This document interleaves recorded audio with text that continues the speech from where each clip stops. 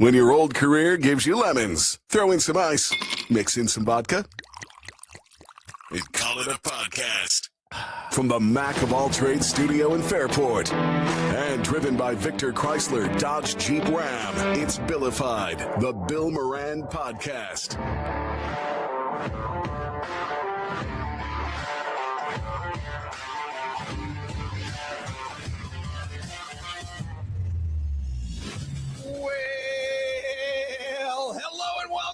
Thanks for getting your pot on. Thanks for telling a friend, like my friend Dan Barillo. What hat is that? This is the Kill. No, it's the Rochester. Rochester Hustlers.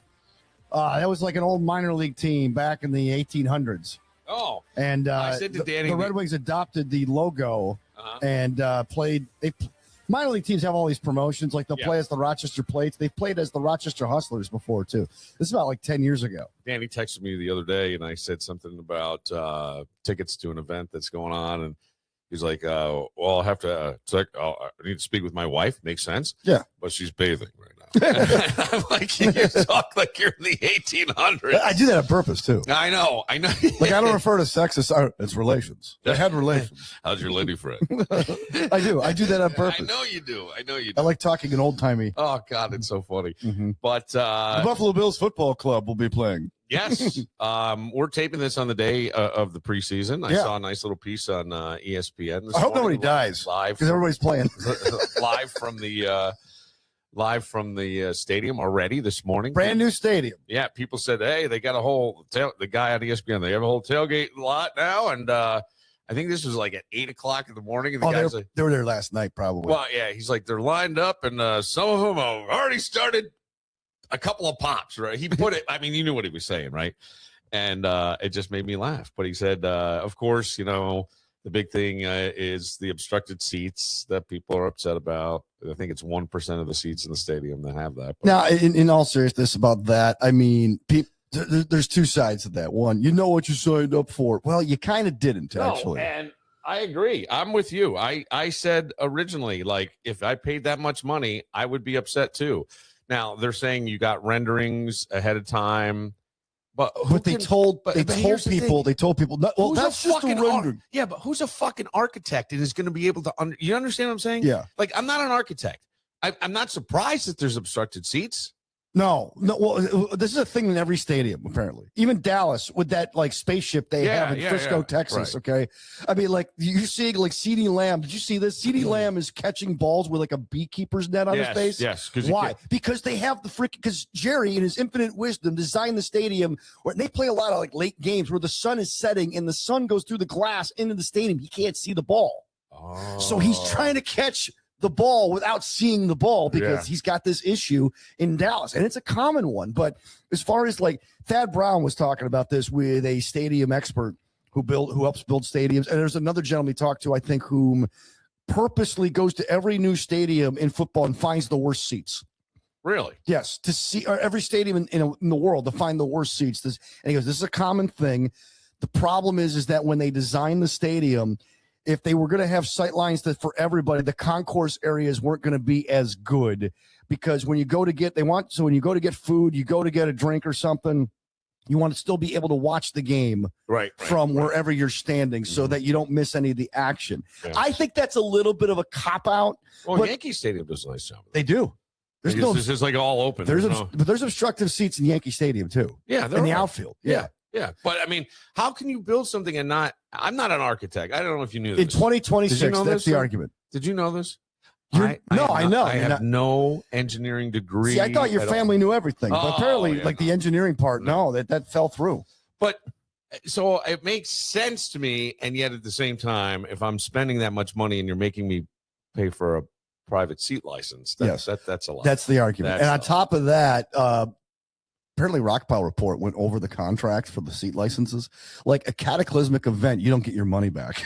What's a cataclysmic In other event? words, let's say an earthquake. Let's say Hurricane Jimbo strolls through Orchard Park and destroys half the stadium. Yeah. You still got to pay for your seats. You don't get a refund. Among other things. Yeah, I mean. So I mean, hey, look, we know a guy, Vinny Creeps. Yeah. Who's going to stop by at some point. What do you mean? Not just in general. He still thinks we're in Fairport. Yeah. I'm going to come by one of these nights. I'm like, I don't think that's a good idea, bro. We moved. Oh, good to know. But anyway, he was in negotiations for seats and he turned them down. Yeah. Well, he turned it down for tickets. He goes, yeah, there's too many pratfalls in this contract. Is he bragging that he turned them down? No, I asked him. I go, you guys, because no, this motherfucker's bragging. Vinny's one of these guys who will only work for a company if they have some type of connection with the Buffalo Bills. Like, I'm surprised he hasn't become a lawyer and worked for Connors and Ferris yet, because Vinny, like every job he's had, he has some type of connection with the Bills. There's like Bills tickets somewhere. And I go, did you get tickets this year? He goes, no, we didn't renew them. And the reason was, he goes, I went back and forth for 6 months with these guys. And by the way, he wasn't the only one either. Eventually people bit the bullet and just bought the tickets. Yeah. Well, look, it's a big expense. It's unfortunate that the game that, especially in a town like Buffalo that is blue collar, I think it kind of sucks, but Blue collar. Well, yeah.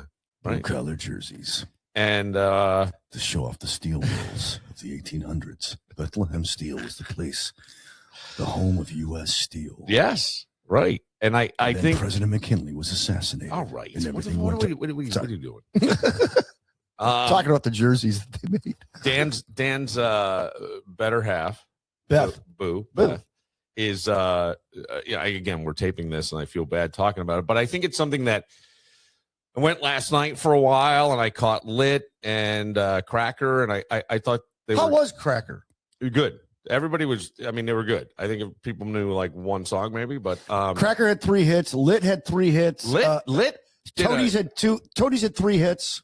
Lit had did a great job. Did a nice cover of Tom Petty. They closed with obviously their biggest hit. Yeah. They had a lot of energy. They looked like they wanted to be there, which is always. Yeah, they sounded like it too. Because I heard a video. Beth goes, hey, did you see this? Was it was I don't know if it was yours or somebody else's, but they were doing My Own Worst Enemy, which was their biggest song. We used to play that in my bands back in yesteryear. It was let me see if I can I don't know if I'm Bluetooth. Please tell me why the car is in the front yard. I used to sing Mackay Pfeiffer's in the front yard. They sounded like they wanted to be there. And they sounded like they just recorded the song yesterday. Yeah. It was really Most good. bands are like going through the motions. Like I've seen tapes of the Toadies. Yeah. And they're like, they sound old. They were okay. All right. They may not have been the case yesterday. Which, by the way, they were playing at like 5:30. I'm like, oh wait a minute. If I'm going to get out of work, I don't know that I was there for that one because probably not. I was debating whether or not to go, and then I wasn't going to talk about this, but first of all, if the Hoochinanny Festival, for anybody listening anywhere in the world right now, next year, I'm sure it'll be back. They have done a incredible job with the layout there, the tent structure, VIP. Yeah, it's like the Woodstock without the Woodstock. Well, these guys kept mentioning Woodstock 99, and my kid was with me, Jordan, and I said to him, I was there with your uncle, buddy. He goes, were you there for all the shit? I go, yeah. I looked at your uncle and go, we're out of here. I said, but I had a different experience at this because I think they put me up at the Seneca Casino, which is right near there, right? No, Turning Stone. Yeah. The Senecas weren't invented yet. Turning Stone. And then, but when the Chili Peppers started playing Jimi Hendrix, let me stand next to your fire and let's pass out candles and burn the place. Fucking shit, man. The Hulu documentary, none of the bands, with the exception of Offspring, would talk because they were all responsible for that mess. I didn't, well, they weren't. I mean, I was there. So Dave Matthews telling girls to show off their boobs. Not on brand for Dave Matthews in 2026.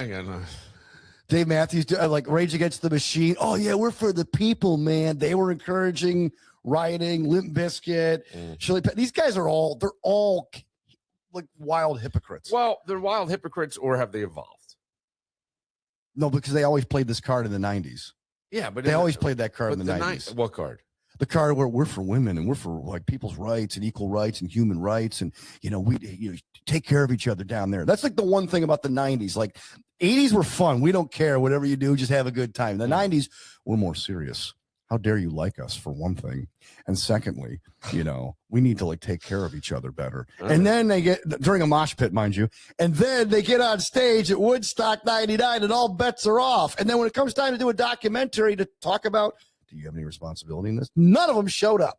Yeah. I forget. But they want to tell you how to vote. I forget which one I saw, because there's a couple Woodstock 99 docs. I might have saw the Netflix one. Okay.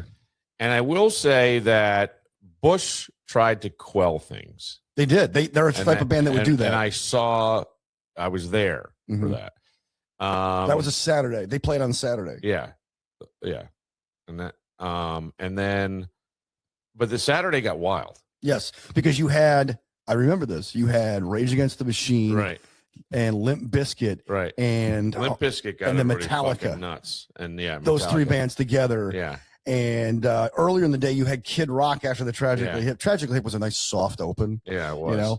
But the day I don't know that I was there for Tragically Hip. I was there for Kid Rock. I was there for all those. And Korn played the night before and got everybody wound up too. Yeah, I don't know if did I go Friday? Was it Friday, Saturday, Sunday? I don't remember. Anyway, sorry. Well, I just remember that Sheryl Crow was getting bottles thrown at her. Yeah. And she said something from the stage. And then I always wanted to talk to her about that. Remember she came into the radio station? Yeah, she did. And I was so pissed off because I was annoyed that I thought we would have done a better interview. And I'm like, we would have. Yeah. And I'm like, why not just take your best talent? And if the whole point of conglomeration in some way is to elevate, right? Right. The idea was the car wash. Everybody gets to talk to her at least. But she was promoting a country album, so therefore only the B could interview her. Well, that's fine. So you still from the South? Don't do this. Don't do this. What was it like doing Eric Clapton? Because then I look like the dick, and I'll get the. Dude, all those people are gone now. It doesn't matter. No, they're not. They're still around, and they see stuff on social media, and I hear. I hear from them once in a while. Don't do this. Don't do this. But I wanted to say this about Hoochinanny. Music festivals became like a bigger and bigger thing, and these guys have done an incredible job. I saw Sean McCarthy, who is partners with Tommy Brunett on this. This is Tommy's brainchild. He started in Geneseo. Yeah. Last year they had it up at a park near the lake, and then this year they're doing it in the bowl in Parenton. It's incredible because you cannot hear the music really much outside of there. Now, and they have two stages too. Yes, and I did not go back to the second stage. I just stayed up near the front one, but that's more for emerging artists and stuff. Yeah, but even that would be fun to see. It would be cool. I mean, we don't pay attention to enough new music, and there's not enough places to find it. There's no radio station breaking bands. Like because it's so corporate now. Well, you're not going to find new music. Sorry. No, you're right. You're right. Lit said that last night. Lit said, thanks to K-Rock New York, K-Rock LA, and some people cheered and stuff like that, and I kind of rolled my eyes.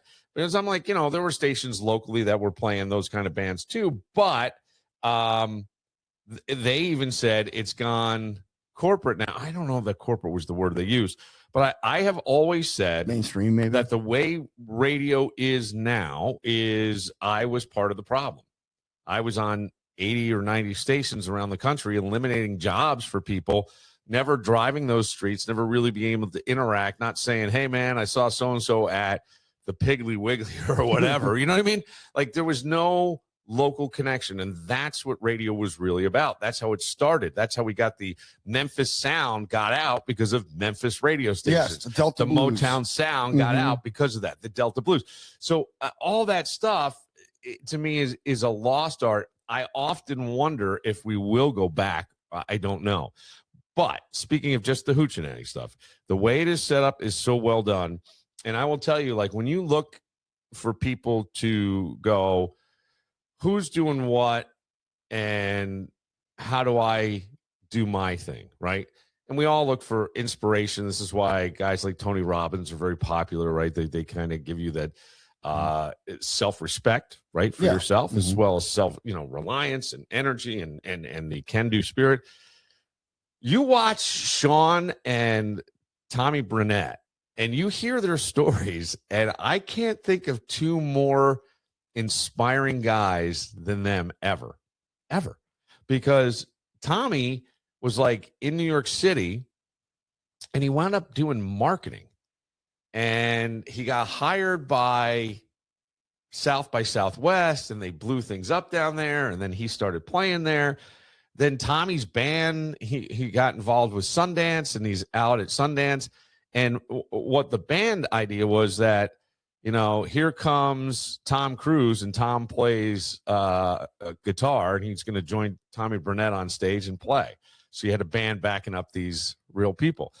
And then like 2008 hits with the economic crisis. Yeah, the housing bubble. But everybody stops doing their marketing for a lot of stuff and all that. So he winds up moving back here. They had a beautiful apartment in New York. Cash for clunkers.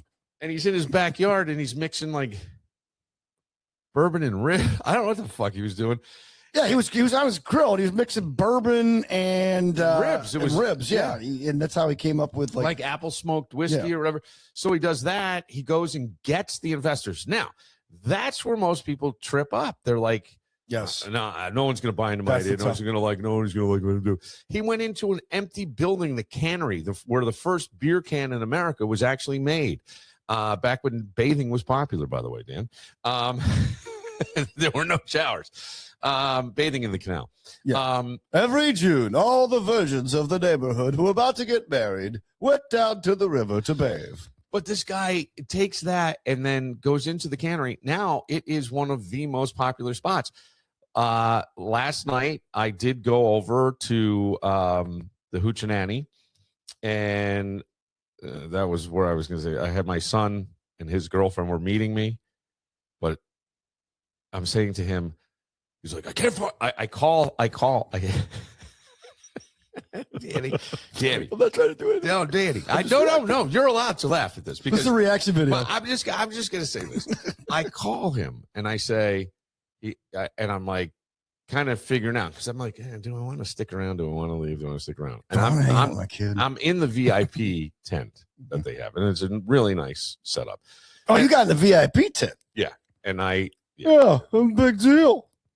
The Moranimal's here. Right. The party has started. Well, it was all, and then it's, would you like an RC Cola? It's all my buddies, right? It's all my friends. So yes, I did. I will say I had a Peacemaker, and then I switched to RC Cola. RC Cola, I did.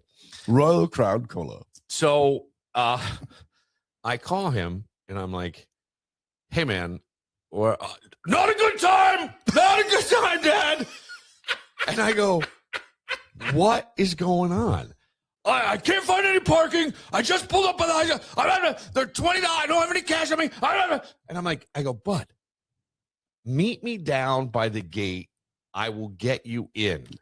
No, you won't be able to. I go, just meet me down by the gate. Meet me down by the gate, by the river, where the virgins are bathing. And he's like, so then I call him, and I'm like, where are you? And I say to him, this is on the same road, and I give him a landmark. Same road. You were just on it. Same road.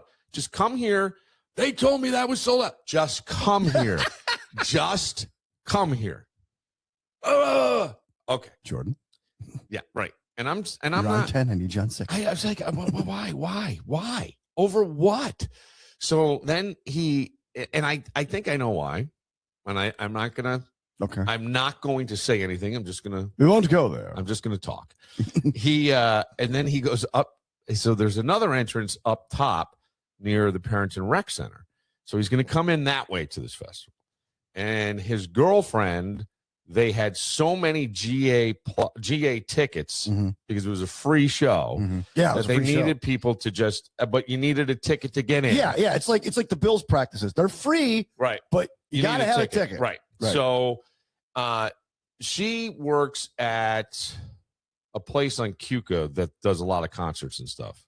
I'm forgetting the name of this winery, but I know what you're talking about. Beautiful place. Yeah. And they, Tommy or Sean called that guy and said, "Can we have some of your employees help us?" So she was over helping that with them. Mm-hmm.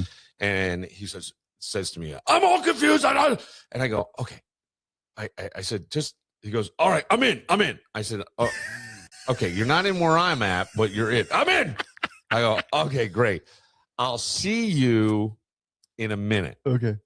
So then it's like, I get a text. "Oh, I need to get her food, and I need to I'm like, okay, all right. Do what you need to do, bro.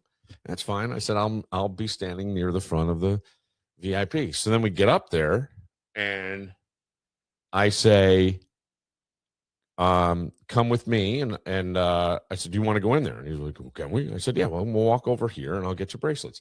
So I walk over, and his girlfriend's going, "I don't think you can do this. You can't do this. You can't do this." So now he's getting himself, "Oh, Dad." I'm like, "You have to stop talking." Number one. I go, and number two, it's fine. I walk up to the thing and I go, "Hey." And this young lady looks at me and I go, "I know your mom." And she's like, "Yeah." And I said, I need the VIP bracelets for my son. And he goes, "Can I have one for my girlfriend? She's around the corner." And I'm like, "But what goes on? Why can't you just relax?"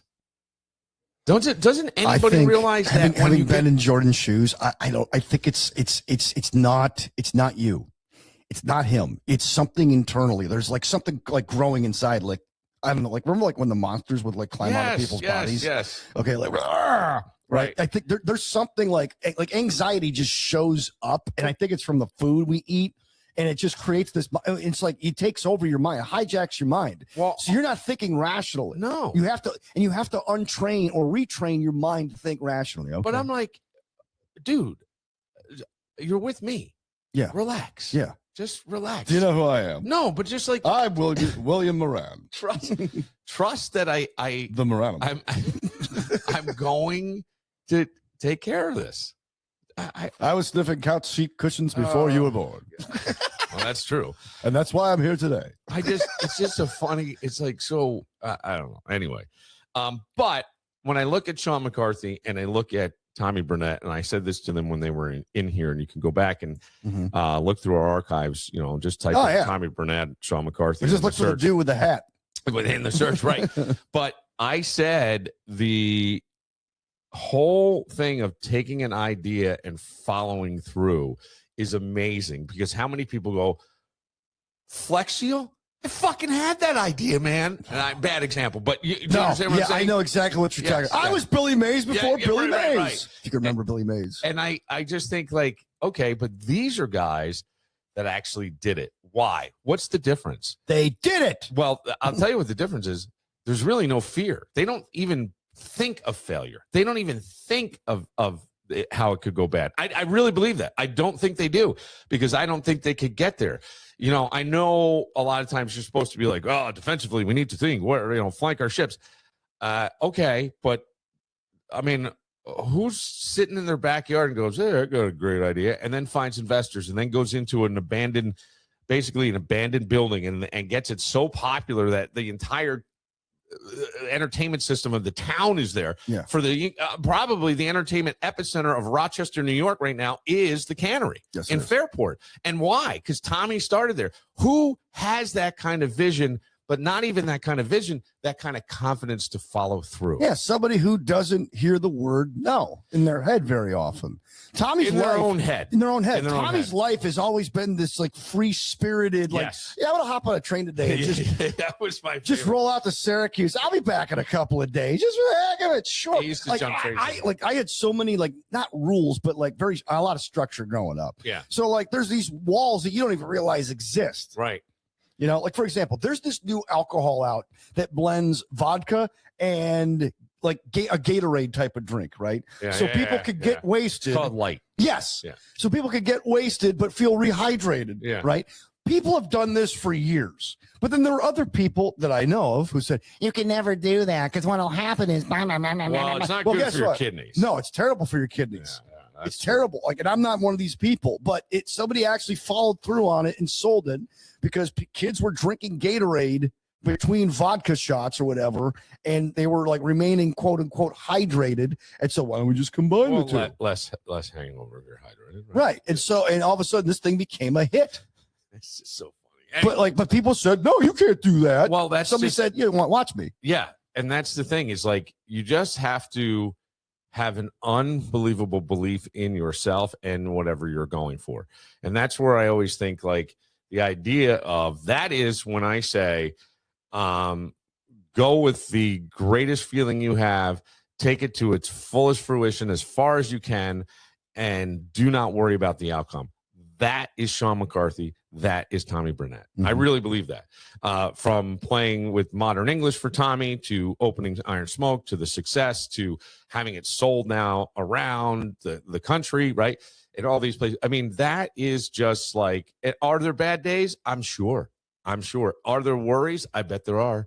But at the same time, you did it. Yep. You took it from absolutely nothing, an idea to a physical standing building that employs people, that provides jobs, that is an economic engine within the community because it put all those other places there. And then you look at McCarthy, buying out other tent places and just building. Yeah. Now if we can just build a parking garage. I will tell you this. I don't know if anybody, because I'm sure there's some local people listening who know these guys. But my son, Jordan, worked for Sean. Mm-hmm. And he said to me, he is like the best boss ever. And the thing with Sean is, like, you're putting up tents. It's a pain in the ass. Some of them are double deck. I mean, these are big steel girders. And they can't fall over, dude. And there are days he would just show up and right there with you, Oh, yeah. lifting, hauling. Servant leadership. Yeah. It's like Greg Connors. Yeah. And I'm like, well, that's amazing. All right. We will take a moment. Lots of things to talk about. Anything on your mind? Oh, that was just the open. Yeah. Anything on your mind? Sir? I like to talk about birds. No, I'm good, actually. I'd like to ride the wave with you. Okay. Yeah. All right. Well, I start out with no ideas. That's how we do the show. We start out with no ideas and end up with a 3-hour podcast. When I'm in the show, man, it could go anywhere. Actually, I know where I want to go next. Okay. I need a vacation for myself. Dan said that sitting down. We get into it right after this.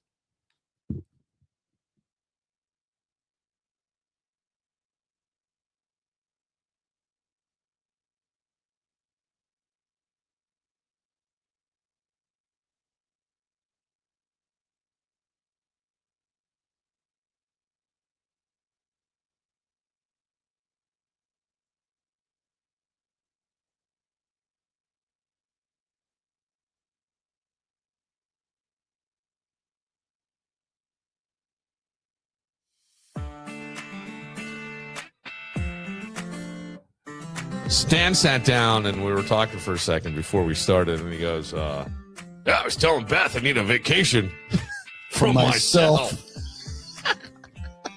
Now, there are vacations from almost everything, right? I mean, you get paid time off, right? Mm-hmm. Yeah. Kids get a vacation. They get a lot of vacations, right? Kids get a babysitter. That's a vacation from their parents, right? If we're just talking about normal getaway vacation, Mm-hmm. Guys' weekend, right? Vacation from the spouse. Mancation. I hate that term. A mancation? Yeah. Mancation. Oh, I always call it when I'm with my sons and they get annoyed with me. I call it a mandate.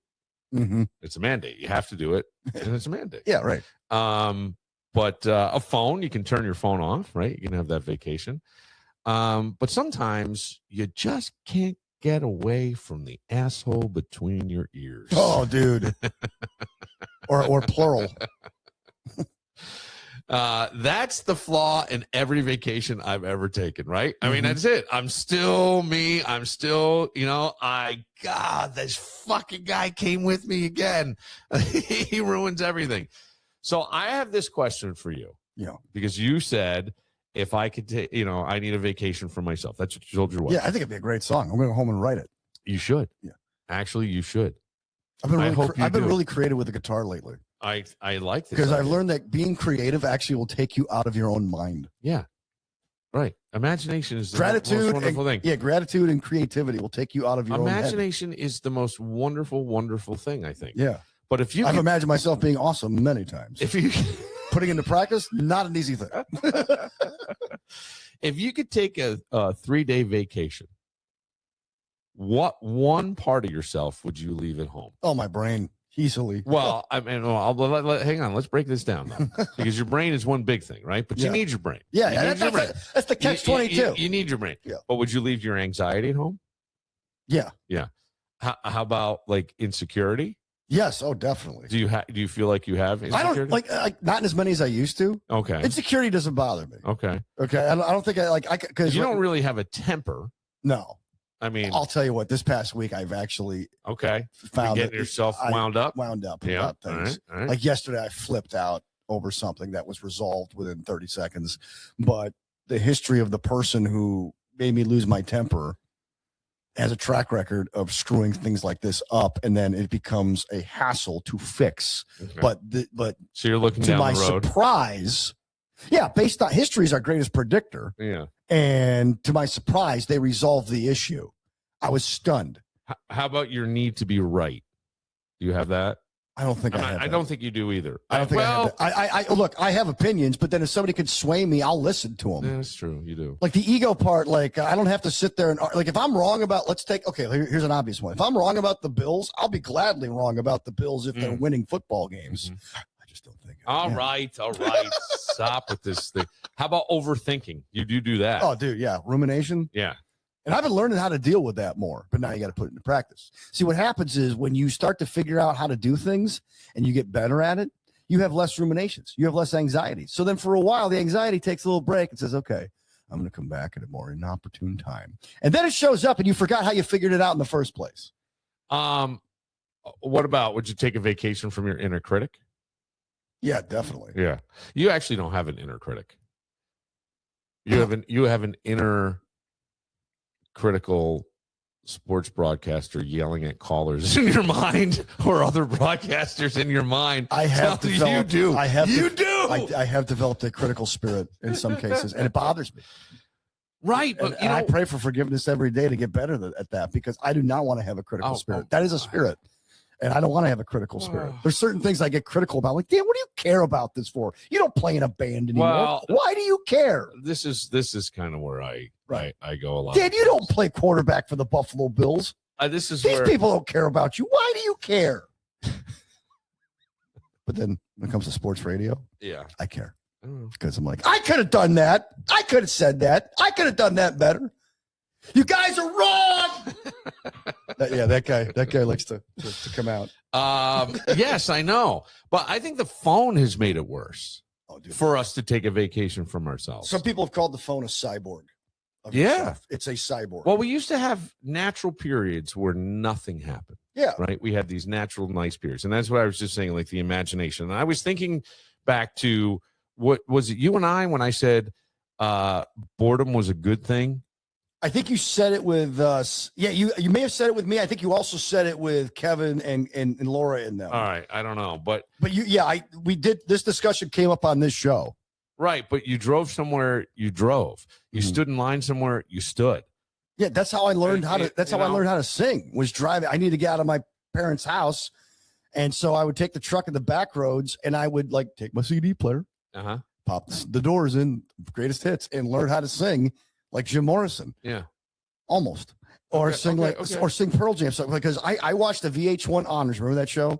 Or VH1 Legends. It was like behind the music. Yeah. But for Legends, right? They did one for Queen. They did one for the Doors. They did one for Janis Joplin. VH1 was awesome in its peak and very underrated. And Janis Joplin said she discovered that she had a very loud voice by accident. And I had a lot of ear infections as a kid. I had tubes in my ears, so I would talk very loud. My grandmother was half deaf, so our conversations would be like yelling matches, even though they were just talking. So when the teachers would tell my father and mother at school conferences, he's very loud. Well, his grandmother can't hear, and they talk all the time. So but they didn't know about your hearing. Right. And so I would overcompensate by, I'm thinking talking. It would be yelling. But I'm like, I have a loud voice. Right. And so I just let go of the inner critic because I was told in school I couldn't sing. My mother also said, you're tone deaf, which she's right. I am tone deaf.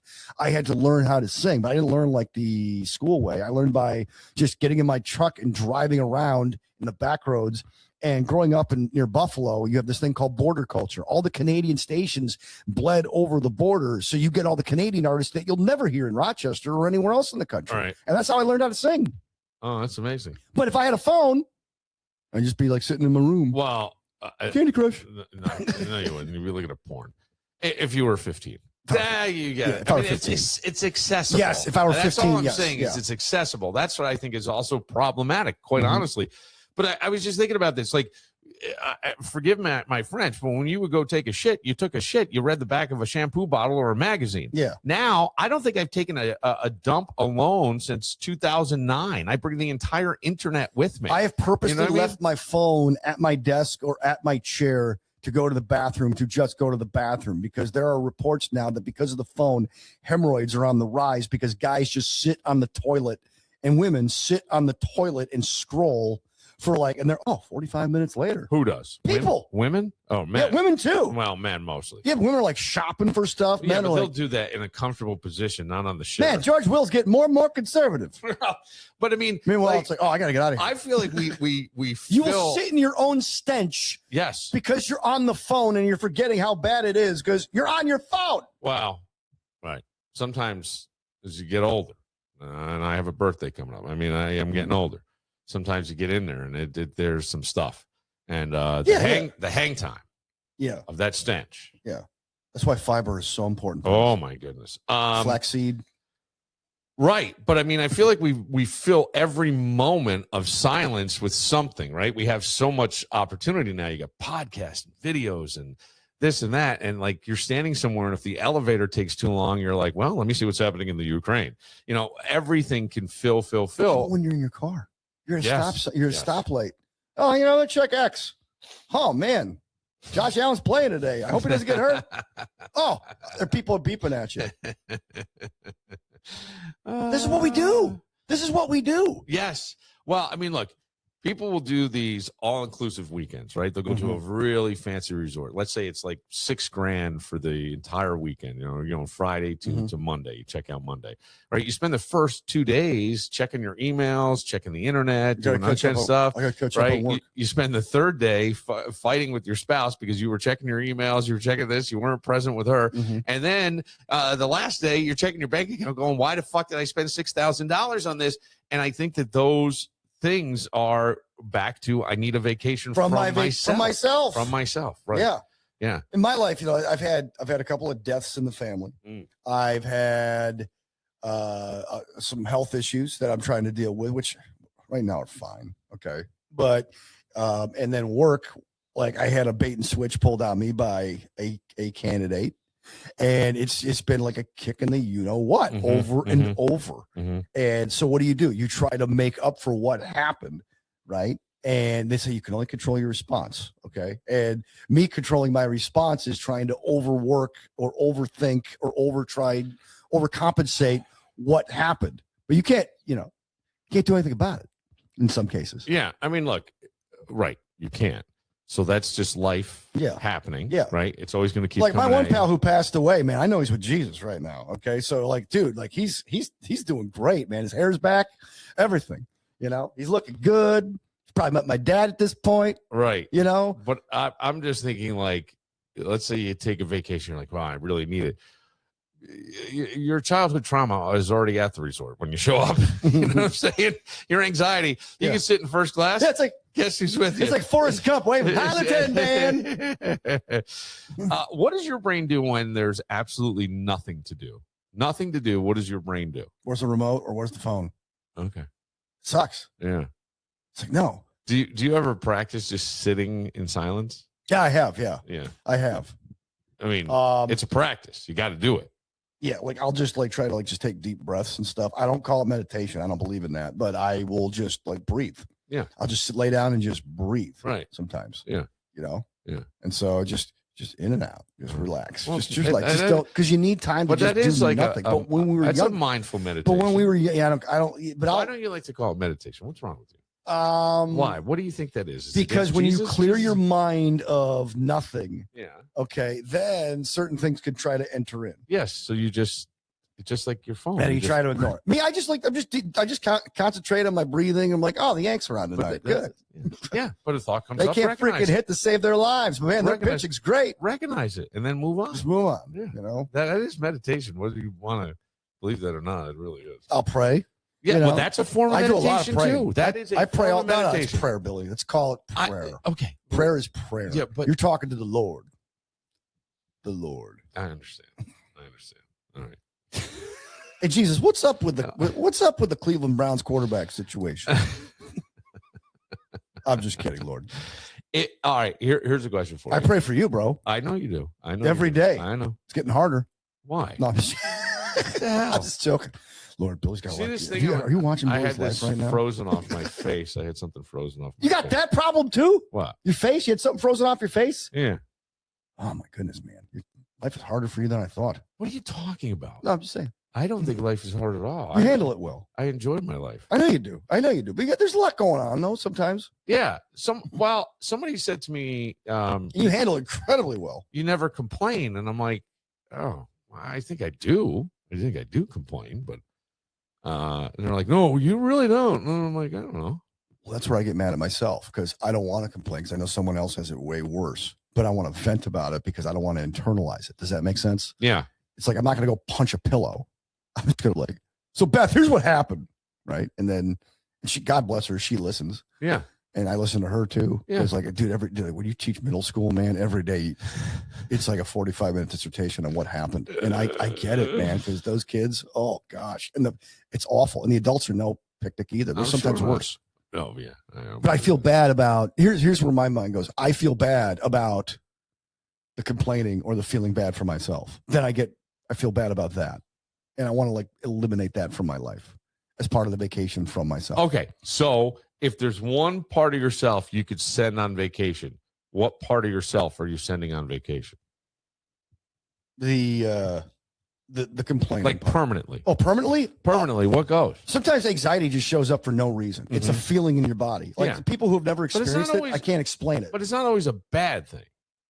Like, I don't think some of these things on their base level, maybe I'm wrong. I mean, I understand that anxiety can be where you're anxious, you're nervous, and everything's like you're on edge all the time. But sometimes that's not necessarily bad because maybe you're about to perform and it makes your performance better. And I wouldn't call that. That's more anticipatory anxiety. That's true. You know, what kind of anxiety do you get? It just like it's hard to explain. It's just a feeling like nothing's wrong. There's nothing wrong. It's just all of a sudden, it's just like you get this like anxious feeling where your heart starts going, like, what's going on? I'm not worried about something. I'm not like, I don't worry anymore. But I don't worry. It just, something just shows up. It's like 3:00 and you have this like feeling like you got to do something. Yes. Something is something important, something productive. Right. Right. And it just, and then you'll start to like get hot. And then all of a sudden you feel like you got to, and then you might get like lightheaded a little bit or whatever. And then you start breathing heavy and you feel like this tightness in your chest and in your shoulders, but it's like, there's no reason. No. And I think overthinking is a part of anxiety. Yeah. And I think if we were to separate those two, Dan would send his anxiety on permanent vacation, but then he'd be overthinking if it was actually having a good time on vacation the entire time. My anxiety's out surfing. My anxiety's going to Yankee games. It's like, I can't even get tickets for that. Well, yes. I think a lot of times we don't need a 7-day Caribbean cruise. We need 3 hours where our brain loses Wi-Fi. You know what I mean? And isn't the overthinking. That's why I think like taking a walk in nature, which I did. Yeah, is such a fundamental thing. But that is, and you're right. Like we need a vacation from ourselves. I get it. There's a lot of stuff coming at us in this modern world. All kinds of information, all kinds of things, opinions of people. Some of them we agree with, some of them we don't. Some of them we get us riled up and we're agreeing with them. And then when we want to go do what it's like, just right. Like pull the pin, man. My buddy Gabe, who wants to talk to you at some point. He was my discipler in church, and he goes, dude, why are you worried about this? He goes, let me tell you something. Jesus is coming back. Eventually, all this is going to burn anyway. So, hey, don't worry about it. Yeah, I mean, look, I think that, well, I told you what my belief is that, like, you know, it's going to provide whatever you're there. You chose all of it. You know, everything that you have kind of in your life is a result of the vibration you're putting out. So if you're putting out worry and concern and lack, you're going to get worry and concern and lack. Things to worry about, things to concern. I look at it as you deserve the life you tolerate. So in other words, if you're going to, like, you know, do this stuff, then you're bringing it upon yourself. You got to get rid of it somehow. Well, you got to figure it out. If you're going to do what stuff? No, just like the anxiety, the ruminations, and all those things. Sometimes you can't control like, that. Oh, I mentioned that. That's why I think that, you know, the vacation for myself would be awesome. I think that sometimes, I know there are people who go, well, I don't want to be on a medication. I don't want to do this. I always say, just right look at it as a tool, a tool to make yourself feel better, be your best self. What would you be like if you had less anxiety? What would you be like if you could actually have a clearer mind? You know what I'm saying? What would, if you could do that, what would life be like in 6 months? What do you think it would be like in 6 months if you were to send anxiety on a vacation, or actually try a medicine that maybe sends it on vacation? I don't know if life would be much different, but it would be a lot more relaxed, right? And enjoyable and more present. Okay. Every day is more present. Like, my whole thing is try to be better than the guy you were the day before. Sure. But I mean, even that is like kind of hard. And I think sometimes when people do things like that, you get mad if you feel like you didn't hit that. Yeah. Oh yeah. That's been my week. Okay. Like, I wasn't better than I was yesterday. Right. And you ramp up. And I go, well, just stop setting those standards for yourself. Maybe give yourself 3 things. And if you don't, give yourself grace and go, oh, there's always tomorrow. And you'll see progressively you get better. But I think that's all part of it. And then I like the idea of just emptying your mind. You don't have to call it meditation. Just empty it. You'll see how relaxed you can be. And then sometimes great ideas pop up, and, you know, you can go, oh, and maybe you take a little imagination trip on that, and you just feel refreshed. I have no idea.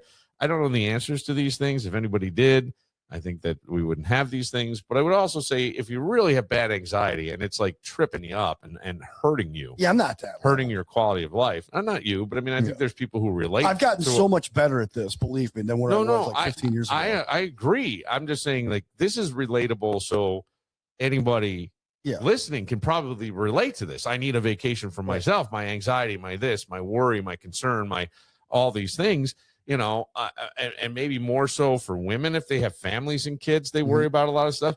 But guys will deny that they worry about a lot of things too. But, you know, you're the provider in your job and what's happening. You have to what's be happening in the economy, the face, the stoic, right? But that's bullshit. You know, I really think that that's bullshit. I think that whole idea of man is bullshit, because men need warmth and kindness and strong role models as well.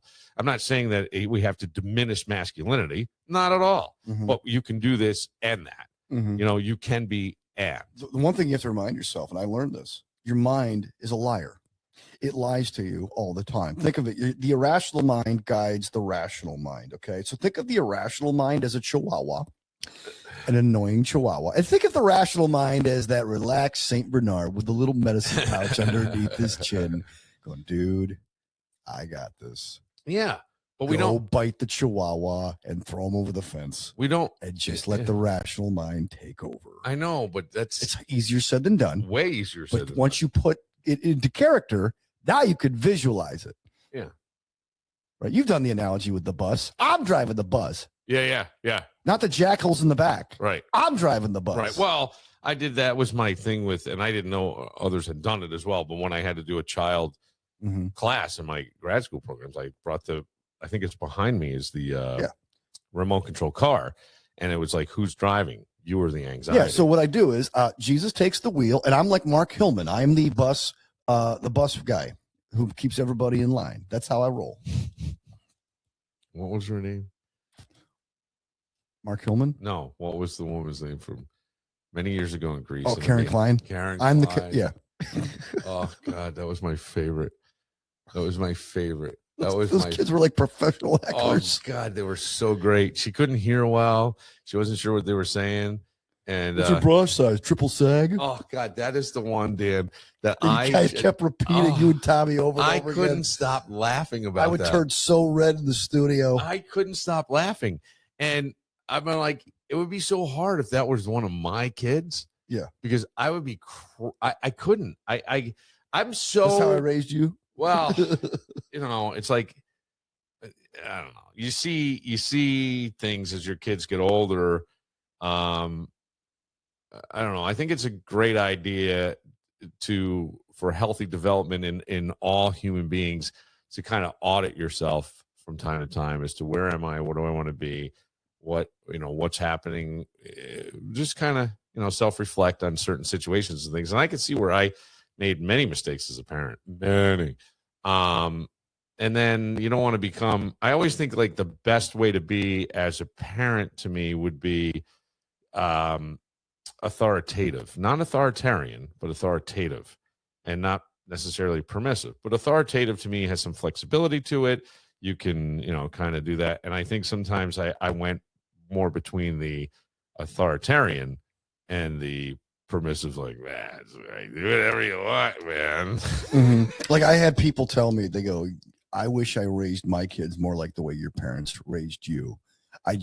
But I remember you growing up and how sometimes it was tough for you because your father, my parents are great, but he wouldn't stop riding you until he realized, all right, the tree is going to grow a certain way.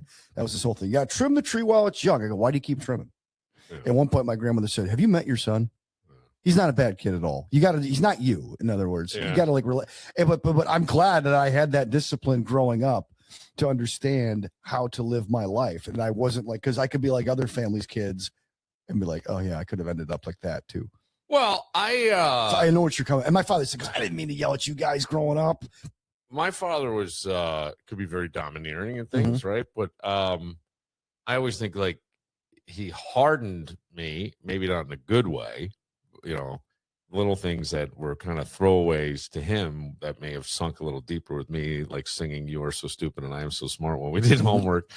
Or I had been working out and I came running upstairs to grab like milk out of the fridge or whatever because I was drinking out of the container, and my mom's best friend, who we called Aunt, was over, and she's like, wow, you look like you've really put on muscle. So I didn't have my shirt on. My father was like, hey, you look like you stood behind a screen door and someone threw shit at you, because I have so many moles and freckles.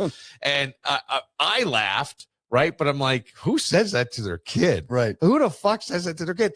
And yet at the same time, I go, maybe that's why, like, nothing anybody really, I'm not going to say that I'm devoid of feelings. There were things that people said that kind of cut, but at the same time, it just was like, whatever. Yeah. So I think those were good. Fun, funny. What I think was most wonderful about my parents was, especially my dad, was letting you find your own path. Like there was no, because I think my mom once said to him something about, all our friends' kids are going into teaching or something. Well, I'm surprised none of our kids ever did that. My father was like, oh, I'm just really glad you didn't.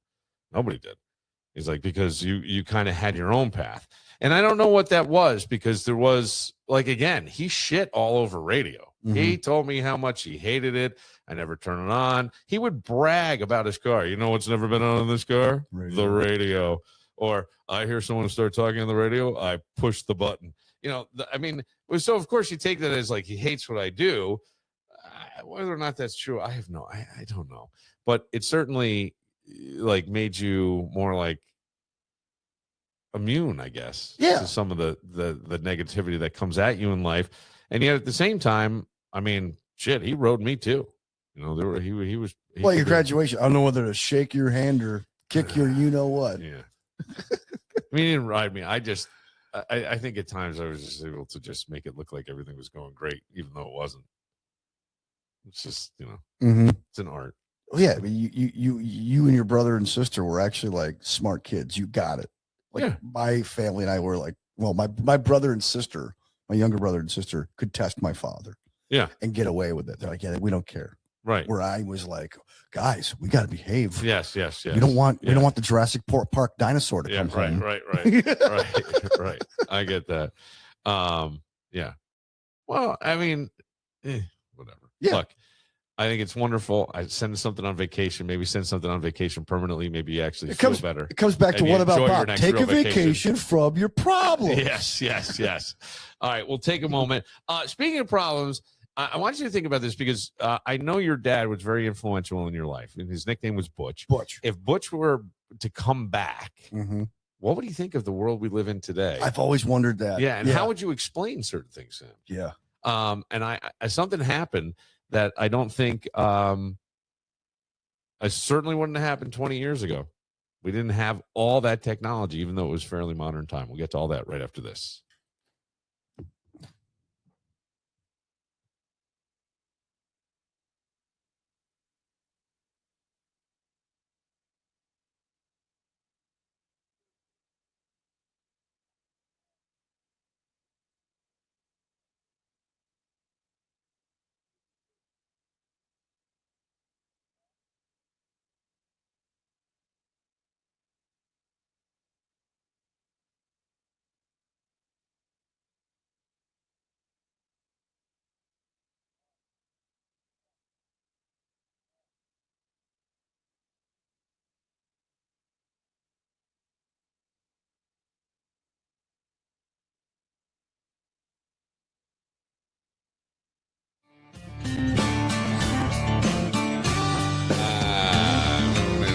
This is one thing I want to learn how to do.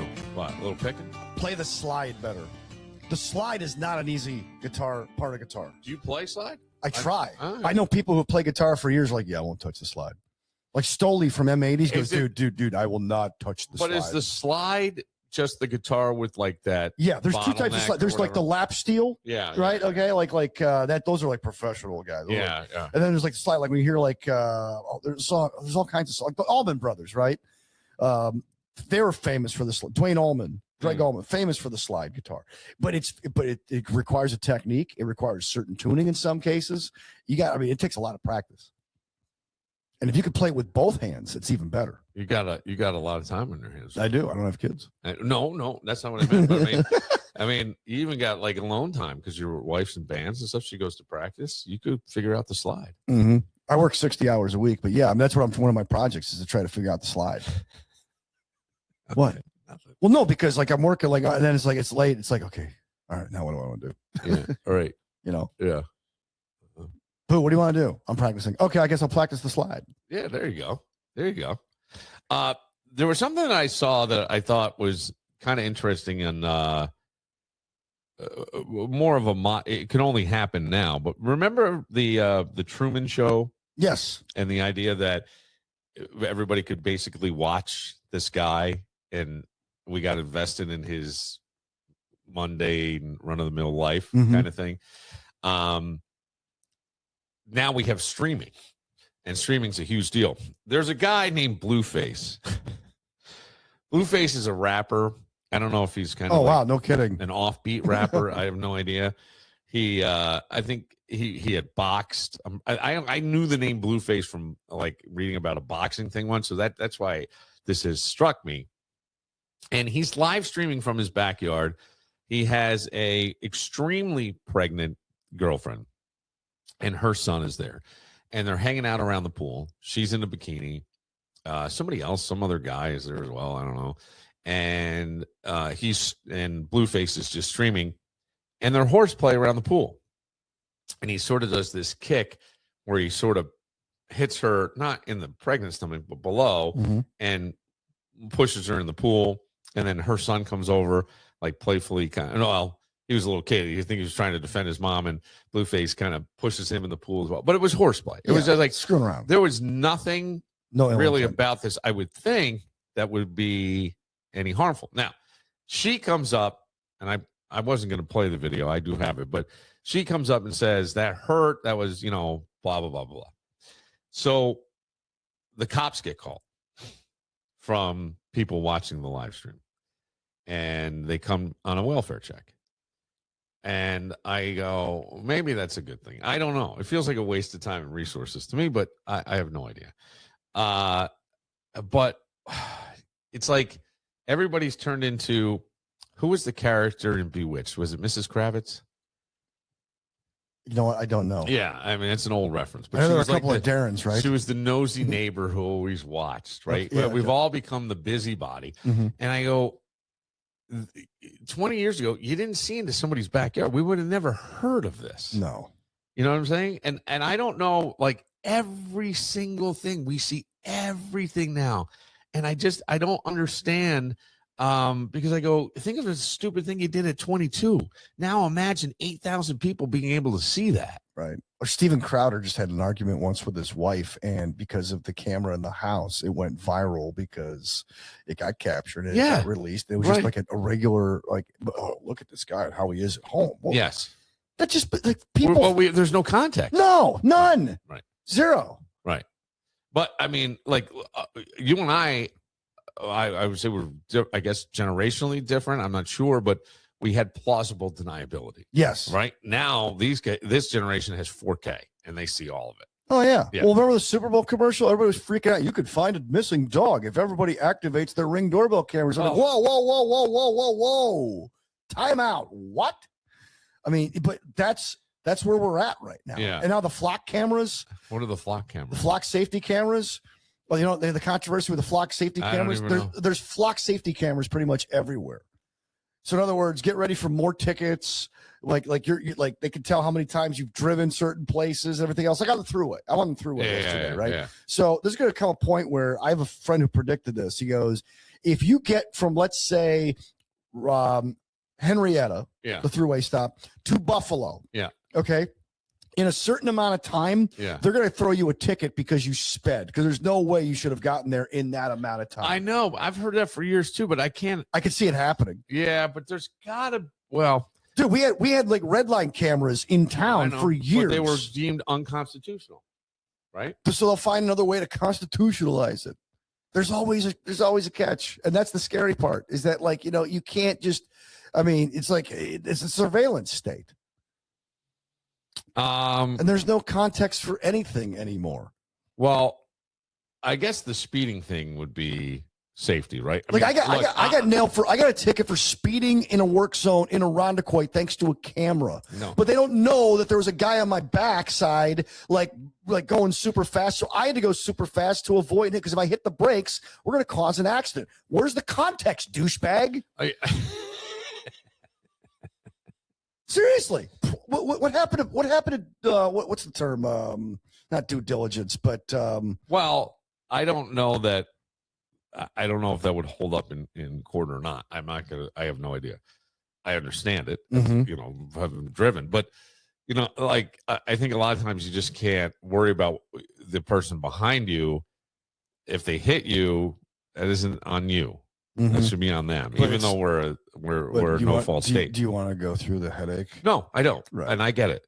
But I'll tell you this: like, I think the number one problem with accidents and things are tires, underinflated, in need of repair, whatever. Or even the weather. Right. When it goes from spring to summer, man, tires. But bad tires can really be problematic. So I have to go down to the Finger Lakes. I have to go an hour to an hour and a half away to do things for grad school, like in-person stuff. So there are times where I am trying to see how it's just a game for me, but it's not a great game. You get the ETA on Apple Maps, right? And it tells you what time you're expected to arrive. I always like to see, can I shave 3 to 5 minutes off that? And what do I have to do? So I'll do 80 down the thruway. I'm looking the other day and my tires turned, and I look in and I go, oh my God. Now, I had thought about buying tires back in the winter, and I was told by a dealership, right, where a lot of people go, well, all they're trying to do is take your money. Dealership's like, you don't need them right now, and you don't need to do that right now. I wouldn't do anything. You're fine. Okay. So now I look and I can see like threads. Yeah. I'm like, holy shit. Yeah. And I went in yesterday and I dropped right up. I said to the guy, I go, man, about $1,000 in tires. I said, well, I needed tires and brakes. I did all 4 brakes, all 4 tires. Oh, okay. And I said, I want to keep it as under 2G if I can. And he goes, I did it. $1,000. $999. Oh, and 99 actual cents. retail price of our showcase 99 is cents. Buddy, I stand there. I stand there. Now, here's the weird part. Lovely older woman who's checking me out of the place I'm at, Mr. Moran. and I had gone to the bathroom, and I was wearing shorts, and I'm standing there, and her desk is low, and she's checking it out, and she's printing all these things, and I look down and I go, "Oh, my fly's open," and I say it out loud. Hello. Hey, I was gonna put on a puppet show for you, lady. And I'm like, oh my God. So I pulled up and she just laughs. Because I think I said too really quietly, but she heard it as he goes, I kept it under 2,000. I see the thing. I go, just by a pubic hair, didn't you? And she laughed. So I knew she had a little bit of a sense of humor. And I go, let me tell you, I'm so glad it's Friday. But you ever do that where you're walking around with your fly down? Oh, I did it. I did it the other day. Coming back from a funeral. You'll see it with a lot of older men. Old men. You got to lock in. You got to lock in the zipper. That's the key. Oh, well, I didn't even attempt to pull it up. No. I didn't slide down. I didn't even pull it up. But XYZ. But examine your zipper. Listen. Oh yeah. Remember? XYZ PDQ. Yeah. We spent years bitching about Big Brother watching and Big Brother. We've turned into our own Big Brother. Oh, the doorbell cams and everything. But at the same time, doorbell cam footage, sometimes hilarious, but very revealing and can be very helpful for solving crimes and things. Truly. Yeah. And then sometimes Nicole Brown Simpson might still be here if there was, well, actually, no. I don't know, but we might have known who done it. Yeah. We wouldn't, OJ wouldn't be. Bill Bellamy used to have this great show. Why didn't they interview the dog? Yeah. Is that you, OJ? Oh God. It's just, I don't know. It's such a strange thing. So I go like, what would happen if my grandfather came back? What would he think of it? What would your dad think? Your dad who passed away. I've always wondered this. He died in 07. Okay. So 07, when we had cell phones, did we have texting? My mother got him a cell phone. He gave it right back to her. I don't need this. But do we have texting back in 07? I don't Yes, remember. we did have Okay. texting. We So did you have had the texting. ability to text. Videos on our phones. Could we do that? I think you could do I don't know if you could do videos, but you could take pictures. Okay. Singular Wireless, remember Singular? Yeah. You could take a picture. They added a camera. Yeah. And that kind of changed things. And then like 2009, the iPhone came out and changed everything. Yeah, everything went away. This is pre-iPhone. This is like BlackBerry time. Yeah, I had some kind of phone flip. It wasn't BlackBerry, but it opened up. And I remember being so excited because I could post to Facebook from my phone. And I would do that. And I remember saying to some guy, hey, man, did you see what I did? I posted to Facebook. Like, you sound like such a weirdo. But, yeah. So what would you say to him? How would you explain this shit? So, Dad, here's the deal. Just do what you've always done because I don't think you're going to have any problem. Because like he still has a brother who's left. My father grew up with 5 brothers. There's one left. And he's not impacted by any of that stuff at all. I don't even think he has a cell phone, right? I think my father would have just gone and lived his life and said, why do you people need that for? What do you people need that for? Now, the one thing that drives me nuts about the deceased. You need it, though. But I think at his point in life, I don't think he would have. But nobody has. But I think even for him, like my old man, right? Probably, I don't know. How old would your dad have been? My dad would be almost 80 years old. Okay, so my dad was right. My father was born in 48. Okay, my dad was born in 46. So he'd be turning 78 this year. Man, how old was your dad when you were born? 32. Oh, my mother was 24. Yeah, baby. My father was robbing the cradle of love. My father, I was part of a second marriage. I know. My father was married and divorced before he met my mother. Right. So yeah, like it's funny because I went to a funeral this week and we were joking. I go, hey, there's more on the other side now in our family, and we had a huge Italian family. What do you mean? There's more? In other words, dead. Oh. Like people would normally be here for this funeral. They're already there on the other side. But I was part of it. My father was the youngest of 6 boys. Okay. And we were part of a second family. So we were a young family in an old family. Oh, I got you. You know what I'm saying? Right, so in other words, like all the people that we loved growing up, they're all gone. Yeah. So, yeah. But I think my father would have been like, he let my mother handle the phone. They'd be together more often. I think he would let her handle it. I think he would have watched all those court shows still. You know, he would have found stuff to do. I don't know, because my dad, like Spotify, he became like a thing with Spotify. Watched like the news and stuff on his iPad, would do the New York Times crossword puzzle on his iPad. Was he a Wordle guy? Some people are into Wordle. No, he was always the New York Times crossword puzzle. Always. And the days he got the entire thing, Fard, F-A-R-D. You know, he would get. I mean, they were not easy. The New York Times crossword puzzles, not easy. No, it was like an intellectual exercise. If you could do the New York Times crossword puzzle, you consider yourself an intellectual. Just I get the willy still. He was always doing it, and then he would say to me, you know, baseball. What's the four-letter word? Four-letter word for a pitcher stops the motion. I go balk. Oh, well, that does fit. Like I like you were. You could never handle the New York Times crossword puzzle, son. I don't want to expect anything from you, you big dumb idiot. That's what it was. Yeah, right. And there was always that weird competition. But anyway, it's so strange, but how quickly all that shit shifted, and now we get to see everything, and we worried about the very big brother thing, and now we sort of have it, but most of us bought the cameras ourselves. Yeah, right. We literally have volunteered in this project. Yes. With social media, we tell on ourselves. Yes, I have said like, that. remember when people were checking it? We went to Morning Show Boot Camp in 2009 in Nashville, and the guy goes, yeah, I'm the mayor of this hotel, actually. I've checked in like 12 times. And if I do it 5 more times, I'll end up becoming the mayor of Nashville. It's like, why do you want to tell people where you are? You're basically telling, you said this. Yeah, go rob my house. Yeah, right, yeah. And Tommy was like, bro, these guys take themselves way too serious. And he's right. It's like, why? Like, we volunteer our information and just like, okay, here's a great example. Yeah. This I do not understand. Yeah. Venmo. Why? Because in Venmo, you have friends. It's like Facebook, but you're sharing money, right? Yeah. Every transaction I do is private. Yeah, me too. Most people do it publicly. Oh, yeah. Yeah, Jan paid Dean for rent. I don't need to $200. I don't need to see that. Pizza, $5. All right, I use Venmo. Yeah, I do too, And but I don't publicize what I'm doing it for. I keep it all private. Yeah. Why would you do that? I don't know. It's a great question because you can see then somebody's stuff, and a lot of times, you got money for her, but you don't have money to pay your bills. I think most people aren't aware that everybody else can see it. Maybe. I don't know. No, they have to be, because that's the first screen you see is like people I haven't talked to in years are making payments with other people I haven't talked to in years.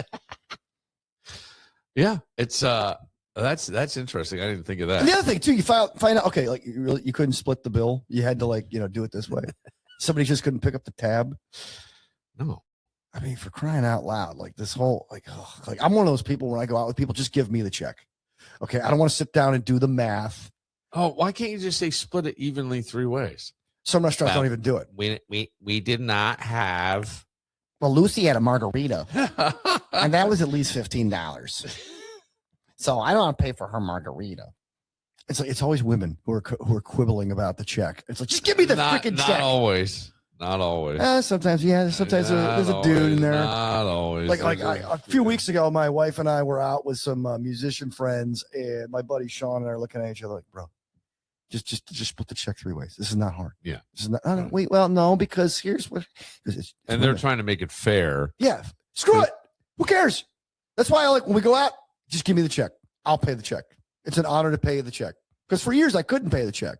Now I want to pay the check, but on top of it, I'm tired of all the kibitzing and quibbling. I don't even know if kibitzing is the word, but like just quibbling over, okay, well, you know, like old ladies do this crap. Do you want to turn into a bunch of old ladies? But then on Venmo, you see the quote, as the kids say, receipts of all the old ladies who are our age and younger doing this crap. Yeah, but my favorite though is then how I will say, if I can see video of an argument breaking out at the table over the bill, I might be entertained.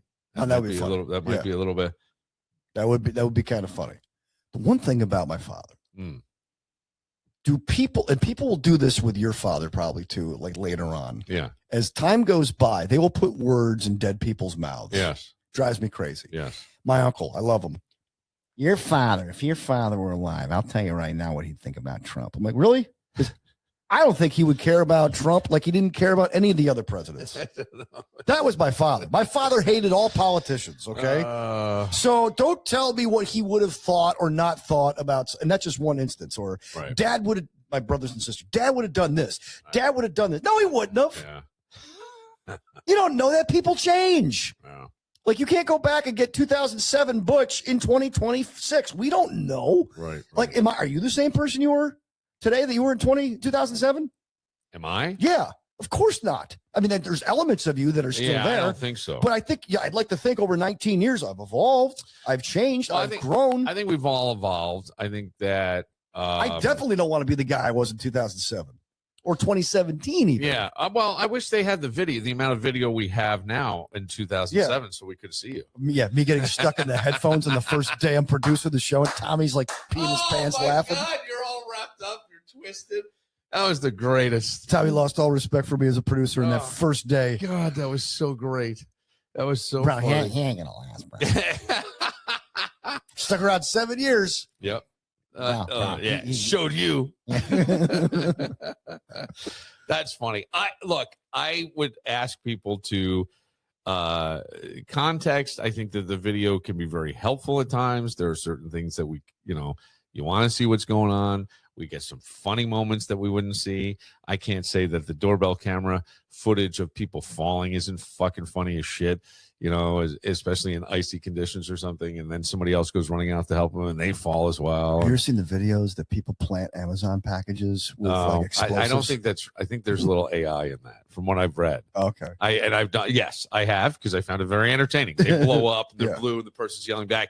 And then I read something that said there's nothing that could do that anybody can prove that this is actually real. They say it's too much of a.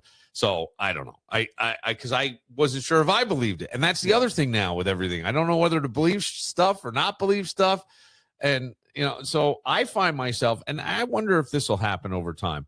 I find myself sort of not on social media a lot, and not looking at things. I'm posting things, but more because you get the podcast and different things, and I have people telling me what I should and shouldn't be doing on here, and I seriously, I know. And social media coach. So I will post things, obviously, but I don't look that much at others. I just don't. I don't either. In fact, like I belong to two different social medias, X or Twitter. Yeah. Okay, it's mostly for just like news and sports, and Instagram, which has now become every third reel is an ad. Do you go to bed at night and then wake up in the morning? Oh, all right. Go on. Do you the Bills' first preseason is the day we're taping this.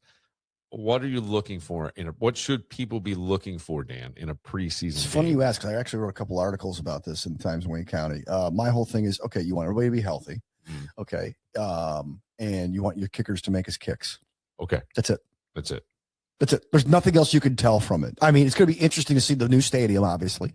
It's going to be interesting to see, like, you got a new head coach now. So can you get any insight into how he's calling plays or how they're like running the show? You might, I don't know, but you want your quarterback and everybody else to remain as healthy as possible, because apparently they're all playing, supposedly. We'll find out like by the time you hear this.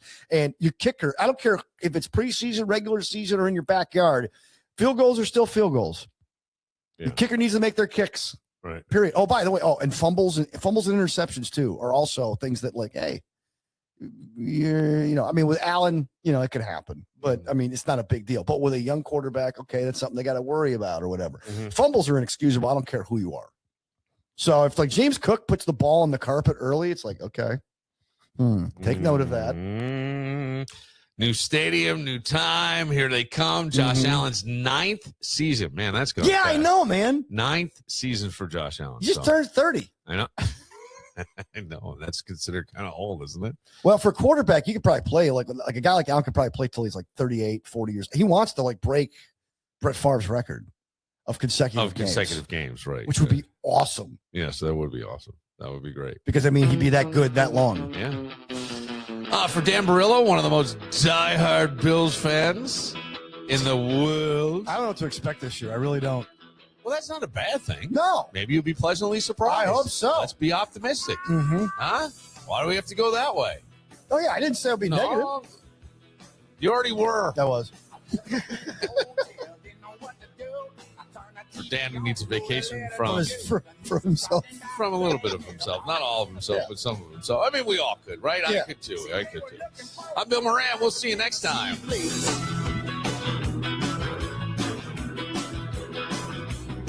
Well, since I left California, baby, things have gotten worse. Seems a land of opportunity for me.